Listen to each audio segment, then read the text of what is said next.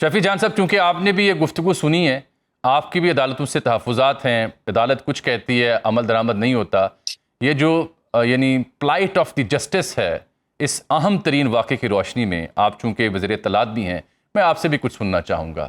کتنی بڑی بدقسمتی ہے ہماری کہ ان دونوں کو باعزت بری کر دیا گیا. شفیع صاحب، سب سے پہلے آپ کا شکریہ جامی صاحب. جہاں تک شائلہ آپا کی بات ہے، مجھے تو ان کی آواز کلیئر نہیں آ رہی تھی، بڑی کٹ کے آ رہی تھی. لیکن جہاں تک عدالتوں کی آپ نے بات کی، میرا یہ ماننا ہے کہ اگر عدالتی فیصلے بر وقت ہوتے اور عدالت جو ہے وہ کارروائی جو عدالتی کرتے ہیں وہ آن میرٹ ہوتی، تو پاکستان میں بہت سارے جرائم جو ہیں وہ کم ہوتے. کم سے کم نہ ہو تو 50% تو جرائم کم ہو جاتے.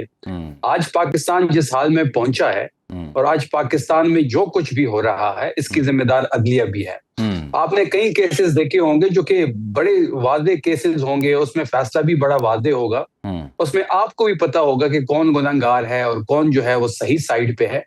لیکن تھوڑے بہت ڈاؤٹ کا فائدہ دے دیا جاتا ہے، جس سے پھر جرائم بڑھتے ہیں. پھر آپ نے بڑے بڑے کیسز میں بھی ان عدالتوں کا رویہ دیکھا ہوگا. آج پاکستان میں اگر جمہوریت کمزور ہے تو اس میں بھی عدالت کا ایک رول ہے.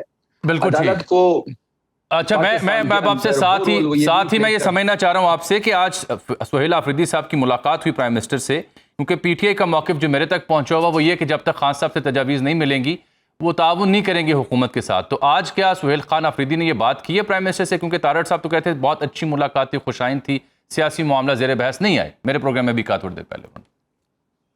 دیکھیں، پہلی بات یہ ہے کہ NEC کا اجلاس تھا یہ، جس میں تمام وزیر اعلیٰ بھی جاتے ہیں اور پرائم منسٹر بھی ہوتے ہیں.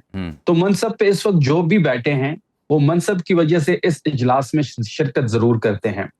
سہیل آفریدی صاحب نے بڑے مدلل انداز میں اپنا مقدمہ وہاں پہ رکھا، اور آج خیبر پختونخوا کے لیے تاریخی دن بھی ہے، کیونکہ جس NFC کے شیئر کی ہم بات کرتے تھے، جس NFC کے فارمولے کی اپڈیٹ کرنے کی ہم بات کرتے تھے، اور اس پہ ہمارا مقدمہ جو ہے، جو ہمارے دلائل ہے وہ مانے گئے ہیں. اور ایک بڑا واضح ہدایت دی گئی ہے کہ 180 دنوں کے اندر اگر 11th NFC ایوارڈ کا اجلاس نہیں ہوتا یا وہ اپڈیٹ نہیں ہوتا، جو 7 NFC ہے وہ پریزیڈنشل آرڈیننس کے ذریعے اپڈیٹ کر دیا جائے گا 180 دنوں کے اندر اندر. جس کا مقصد یہ ہے کہ جو فاٹا کے ہمارے ضم اضلاع ہے، جو ایڈمنسٹریٹولی خیبر پختونخوا کے ساتھ تو ضم کر دیے گئے ہیں لیکن فائنینشلی ضم نہیں کیے گئے تھے، تو اگر یہ جب آرڈیننس آئے گا تو خیبر پختونخوا کے ساتھ یہ جو علاقے ہیں یہ فائنینشلی بھی ضم ہو جائیں گے، جس سے NFC میں ہمارا شیئر بڑھے گا.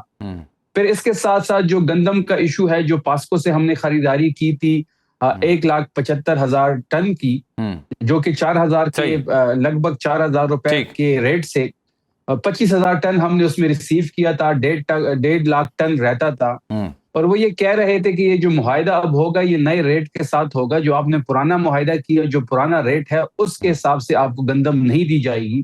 لیکن آج کے اجلاس کے بعد یہ مقدمہ بھی خیبر پختونخوا کے حق میں سنایا گیا کہ جو 1.5 لاکھ ٹن گندم ہے وہ پاسکو کے پرانے ریٹ پہ خیبر پختونخوا کو ملے گا. چلیں، یہ تو بڑا خوشائند ہے کہ آپ کی بات سنی گئی ہے، آپ کے مطالبات دیکھے گئے ہیں، سنے گئے ہیں، تو بڑی خوشائند بات ہے. شفیع جان صاحب، ابھی میں بتا دیتا ہوں کہ شائلہ رضا صاحبہ نے کیا فرمایا. وہ کہہ رہی ہیں کہ پیپلز پارٹی کا مقابلہ گلگت بلتستان میں پارٹی سے ہی تھا، اس کے باوجود کہ دیام میں 2 اور 3-4 اور سیٹوں پر کچھ پرابلمز تھیں جو پیپلز پارٹی کے خلاف گئیں.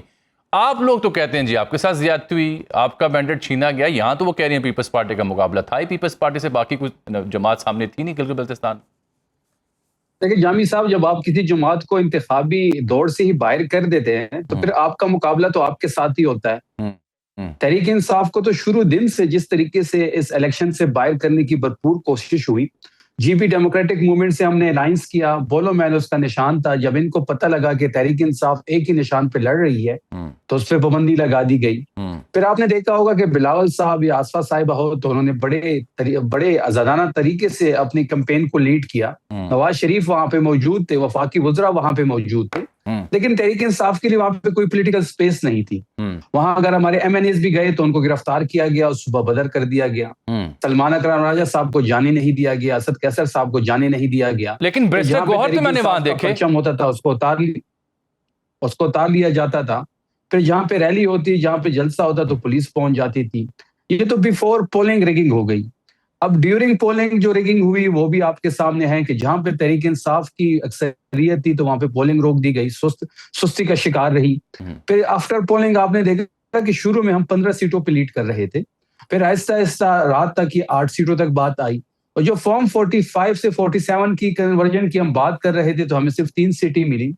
तो इस पे तो इस इलेक्शन को रिजल्ट्स को तो हम मुस्तरद करते हैं और हम व्हाइट पेपर भी इस पे शाया करेंगे।